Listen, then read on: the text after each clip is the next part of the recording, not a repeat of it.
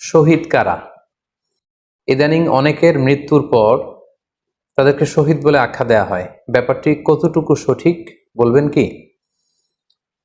প্রিয় ভাই, রাসেলের উত্তরে আমরা বলতে চাই যে এ পৃথিবীতে আল্লাহর দ্বীনকে বাস্তবায়ন করতে যে অথবা বিজয়ী করতে যে কাফেরদের বিরুদ্ধে সশস্ত্র সংগ্রামে যে মুমিন ব্যক্তি নিহত হয় তাকে শহীদ বলে।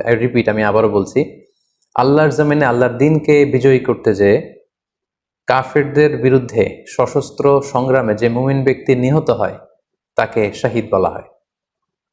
সহিহ বুখারীর বর্ণনায় এসছে যে সাহাবারা আল্লাহ রাসূল সাল্লাল্লাহু আলাইহি সাল্লামকে জিজ্ঞেস করেছিলেন যে, হে আল্লাহ রাসূল, কারা আল্লাহর রাস্তায় জিহাদ করছে এটা আমরা কিভাবে বুঝবো?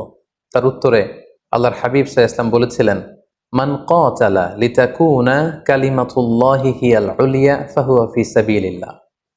যে ব্যক্তি আল্লাহর দ্বীনকে, আল্লাহর বিধানকে কিংবা আল্লাহর আইনকে বাস্তবায়নের জন্য, আল্লাহর দ্বীনকে বিজয়ের জন্য যে সংগ্রাম করে যাচ্ছে সেই আল্লাহর রাস্তায় আছে।